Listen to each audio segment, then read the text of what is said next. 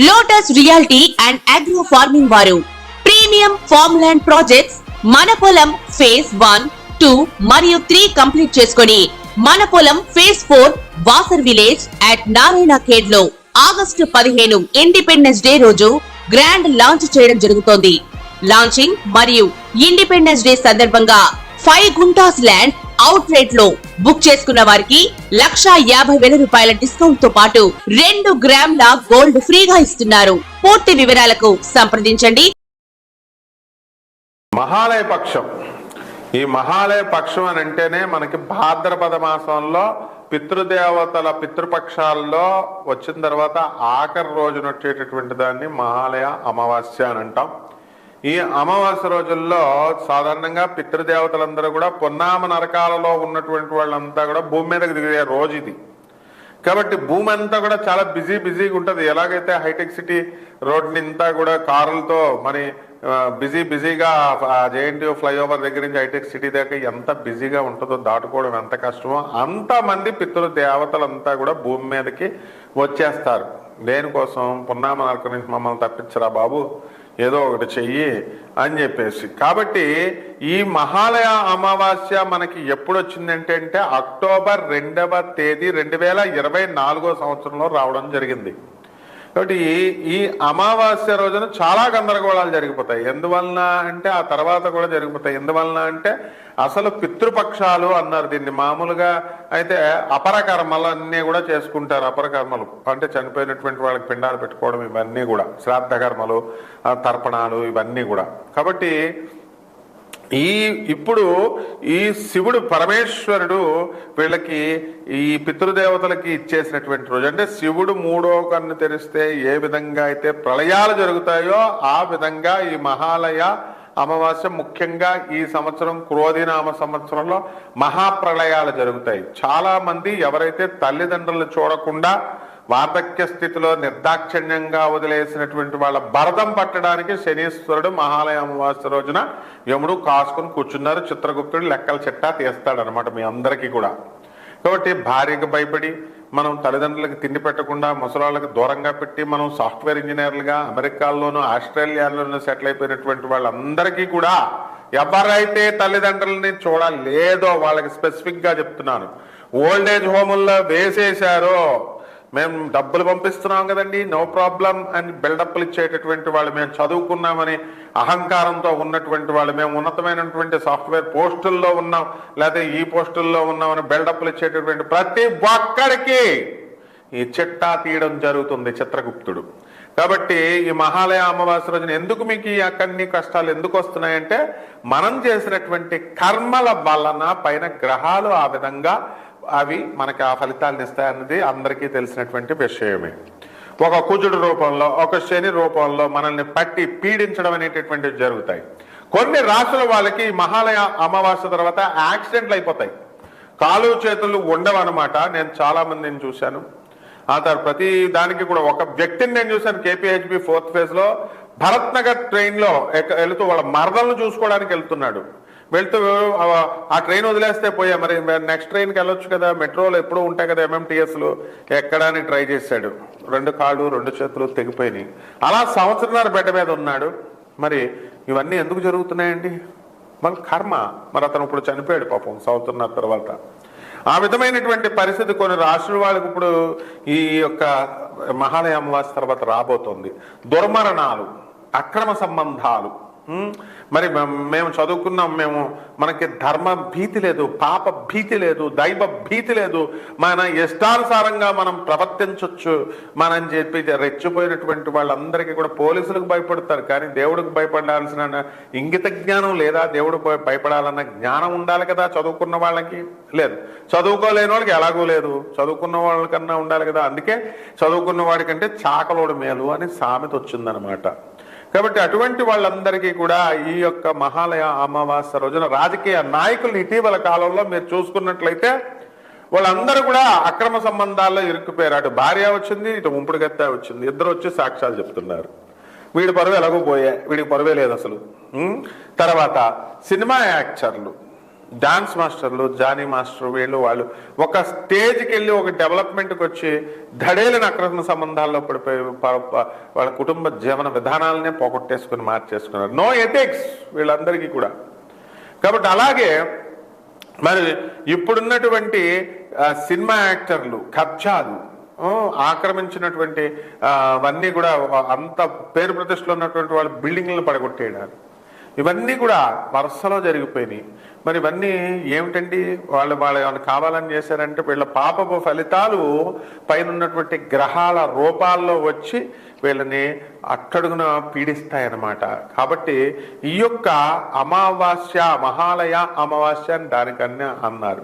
అంటే ఎన్నో అమావాస్యలు వస్తాయి మనకి, నెలకు ఒక అమావాస్య చొప్పున 12 అమావాస్యలు వస్తాయి. మరి దీన్ని పెద్ద అమావాస్య, మహాలయ అమావాస్య అని ఎందుకన్నారు? పున్నామ నరకంలో మన పెద్దలందరూ కూడా ఏడుస్తూ ఉంటారనమాట. ఎప్పుడు వీడు పిండం పెడతాడా, తర్పణం పెడతాడని ఎదురు చూస్తూ ఉంటారు. మనం పెట్టం. కారణం ఏంటంటే పంతులు 2 లక్షల ప్యాకేజీలు అడుగుతున్నారు. ఈ పంతులు గాళ్ళు వీళ్ళొకళ్ళు ఏది చిన్నది చెయ్యాలన్నా సరే ప్యాకేజ్ చచ్చిపోయినప్పటి నుంచి ఎప్పుడు చచ్చిపోతాడా. అసలు అపరకర్మలు చేసేటటువంటి పంతులతో మనం స్నేహాలు చేయకూడదు. నాకు ఒకడు ఉండేవాడు నాగేంద్ర శర్మ అని. వాడితో నేను ఎక్కడికన్నా వెళ్తే ఏం చేసేవాడు అంటే ముసలోళ్ళని చూసుకునేవాడు ఫస్ట్. ఇంకా ఎంతకాలం బతుకుతారు, ఎన్నాళ్ళ నుంచి అని, అంటే ఏజ్ క్యాలిక్యులేషన్ చేసుకుంటాడు. 6 నెలల 3 నెలల వీడు ఎప్పుడు లేచిపోతాడు అన్నట్టుగా. కాబట్టి అపరకర్మలు ఎవరి బిజినెస్ వాడిది, వాళ్ళు తప్పు పట్టడం మనం తప్పు కాదు. కాబట్టి ఈ యొక్క అపరకర్మల్లో కొన్ని కరోనా టైంలో ఎలాగైతే అందరూ ఠపా లేచిపోయారో, మరి ఉద్యోగాలు అందరూ కూడా ఈ రావన్నమాట. ఈ మహాలయ అమావాస్య తర్వాత కొన్ని రాష్ట్రాల వాళ్ళకి వచ్చేటటువంటి సమస్య లేదు.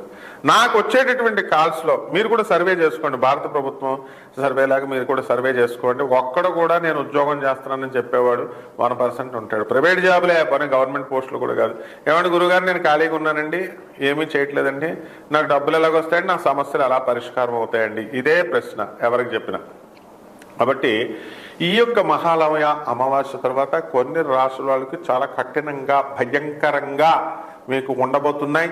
మొట్టమొదటిగా మేషరాశి వారికి, వృషభ రాశి వారికి యావరేజ్గా ఉంటాయి.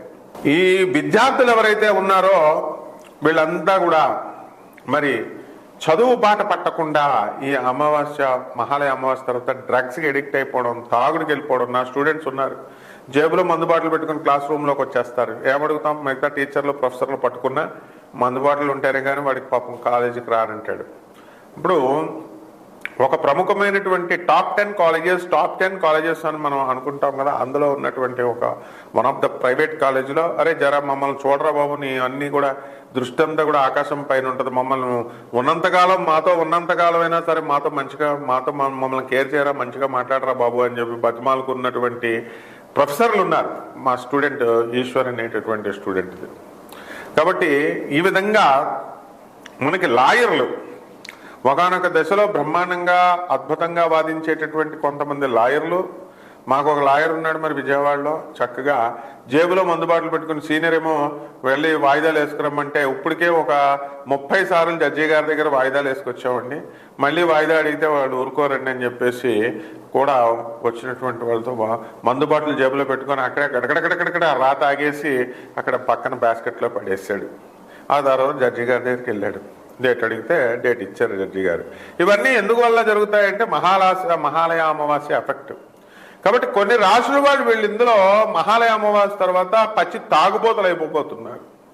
అలాగే మీరు పూర్వజన్మల్లో వాడేసుకొని అమ్మాయిల్ని పాడు చేసేసి వాళ్ళని మోసాలు చేసేసి వదిలేసినటువంటి ఆడవాళ్ళంతా కూడా వాళ్ళు ఇప్పుడు పిశాచుల్లాగా మారి ఈ జన్మలో మిమ్మల్ని వేధించడానికి కొన్ని రాశుల వారికి రావడం జరుగుతుంది.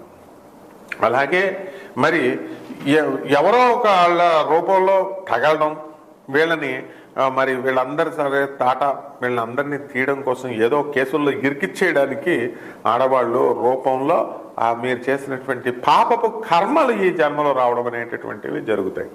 కాబట్టి మీరు ముసలి వాళ్ళని చూడలేదు, తల్లిదండ్రులకు తిండి పెట్టలేదు, ఇవన్నీ పోతాయా ఊరికనే పాపాలు? తల్లిదండ్రులు ఎంత చిన్నారు, అల్లారు ముద్దుగా మిమ్మల్ని చూసుకున్నారు, అవన్నీ మర్చిపోయి వార్ధక్య దశ వచ్చేసరికి ముసలోళ్ళు అంటే అసహ్యమా? ఇప్పుడు వచ్చేటటువంటి కొత్త కోడళ్ళకి ఏజులు పనికిరావా? అవన్నీ చూస్తాయి మీకు. ఇప్పుడు మహాలయ అమావాస్య రోజున ఎవరికైనా ఏ సందేహాలు ఉంటే మీరు తప్పు చెప్పారు అని భయపడక్కర్లేదు. ఇది ఖచ్చితంగా శాస్త్ర ప్రకారము ఈ నెలలో జరగబోయేది. నేను శాస్త్ర ప్రకారం, జ్యోతిష శాస్త్ర నార్మ్స్ అండ్ రూల్స్ ప్రకారం, ఆల్ విత్ లాజికల్ కన్సిస్టెన్సీ, రాషనలిస్టిక్ గా సైంటిఫిక్ అప్రోచ్ తో నాసా రిపోర్ట్స్ ని బ్లెండ్ చేస్తూ ఏన్షియంట్ ఆస్ట్రాలజీని, నాసా రిపోర్ట్స్ ని, మోడర్న్ సైన్స్ ని బ్లెండ్ చేసి చెప్తున్నాను కాబట్టి నాకు డైరెక్ట్ కాల్ చేసి అడగొచ్చు. కాబట్టి ఇందులో ఎవడు ఎంత పెద్ద ఆఫీసర్ అయినా, ఎవడు ఎంత పెద్ద మినిస్టర్ అయినా, ఎంత పెద్ద సీఎం అయినా, ఎంత పెద్ద ప్రైమ్ మినిస్టర్ అయినా, it will be apply to all సమానంగా. ఇందులో ఎగ్జంప్షన్ లేవు. పక్షవాతాలు వచ్చేయడం ఖాయం అనమాట కొంతమందికి, వాళ్ళ చేసినటువంటి పాపాల ఇంటెన్సిటీని బట్టి. అంత మహాక్రూరమైనటువంటి, మహాఘోరమైనటువంటి, మహాప్రబలమైనటువంటి అమావాస్య ఈ 2024 మహాలయ అమావాస్య. డేటా తర్వాత తీసుకోండి, సర్వే చేసుకోండి. మీరు ఎంత మంది జనం ఉన్నారు. It is an open challenge to all astrologers all over the globe. ముందు నాకు ఛాలెంజ్ చేసే ముందు నాకు చెప్పే ముందు జ్యోతిష ఆల్ ఓవర్ ద గ్లోబ్ ఉన్నటువంటి వాళ్ళందరికీ నేను ప్రతి నెల ఇస్తున్నాను. కాస్తైనా సిగ్గు శరం ఉన్నటువంటి వాళ్ళు నాకు ఆన్సర్ ఇవ్వడానికన్నా వస్తారు. వెలాసిటీ ఆఫ్ మూన్ జ్యోతిషాల తర్వాత చెప్తురు కానీ, వెలాసిటీ ఆఫ్ మూన్ ఎంత? 2/3/4 ఉందనుకో. ఈ రెండు దేనిని, దీని 2 యూనిట్ ఏంటి, ఈ 4 యూనిట్ ఏంటి, 3 యూనిట్ ఏంటి, ఆ యూనిట్లకి వీటికి మధ్య ఇంటర్ కనెక్షన్ ఏంటో నాకు చెప్పాలి ఫస్ట్. ఎంతవరకు నేను ఇన్ని సంవత్సరాల నుంచి అడుగుతున్నాను. మోడర్న్ సైన్స్ రూల్స్ ప్రకారం kilometre per hours and metres per seconds లో మాత్రమే వెలాసిటీని మనం కొలుస్తామని తెలుసు. But what is this? Come out all సైంటిస్టులు. మేము చాలా చదువుకున్నాం, మేము ఎంఎస్ఎల్ చేసాం ఇంజనీరింగ్ లో, ఆస్ట్రేలియాలో, లండన్ లో ఎంఎస్ లో, Stanford universities, all the professors. నేను ఒక ప్రొఫెసర్ని కాబట్టి I'm posing you a question. మీరందరూ రండి సమాధానాలతో. తప్పకుండా ఈ యొక్క ఫలితాలు ఇలాగే జరుగుతాయి. కాబట్టి ఎవరికి ఏం జరగబోతుందో మరి రాశుల వారీగా మనం చూద్దాం.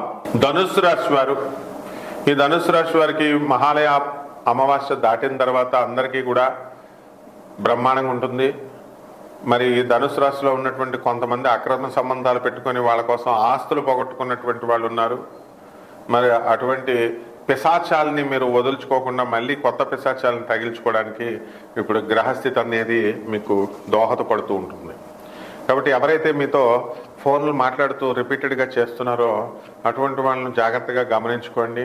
అంతేగాని ఓ బ్రహ్మాండంగా చేస్తున్నారు, మనకు సరదా పడుతూ చేస్తున్నారని మరి చక్కగా ఒళ్ళు పాయ లేకుండా, స్పృహ లేకుండా మీరు కనుక మాట్లాడితే గుండు గీసి అవతల పడేస్తారనమాట. అవతల ఆల్రెడీ అంతకుముందు మీకంటే సీనియర్స్ని చాలామంది గీసి అవతల పడేశారు. కాబట్టి శుక్రుడు మరి స్వక్షేత్రగతుడై ఆ తర్వాత వృశ్చిక రాశిలో కామస్థానంలోకి వచ్చేస్తున్నాడు.